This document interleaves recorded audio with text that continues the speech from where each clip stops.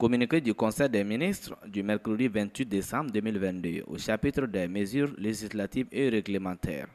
Sur le rapport du ministre de la Justice et des droits de l'homme, garde des Sceaux, le Conseil des ministres a adopté un projet d'ordonnance modifiant la loi numéro 02054 du 16 décembre 2002, modifiée portant statut de la magistrature.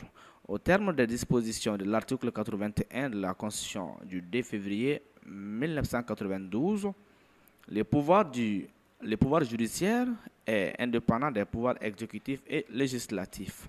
Il s'exerce par la Cour suprême et les autres cours et tribunaux. La Cour suprême est la plus haute juridiction de l'État en matière judiciaire, administrative et des comptes.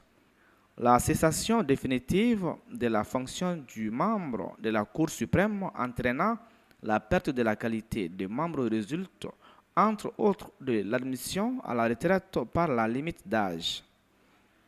La limite d'âge des magistrats est de 65 ans, conformément aux dispositions de l'article 101 de la loi du 16 décembre 2002 portant statut de la magistrature.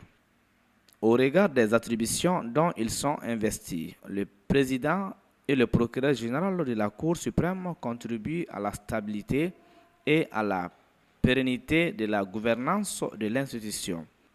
À ce titre, le maintien en fonction de ces deux hauts magistrats au-delà de la limite d'âge de 65 ans s'avère une nécessité. Le projet d'ordonnance adopté proroge de 3 ans l'âge de départ à la retraite des magistrats occupant les fonctions de président et de procureur général de la Cour suprême. Cette proposition permettra d'assurer la relève et servira de tremplin pour imprimer une dynamique cohérence à la jurisprudence de la Cour suprême à travers l'expérience des magistrats concernés. Bamako, le 28 décembre 2022, le secrétaire général du gouvernement Mahamadou Dagnon, officier de l'ordre national.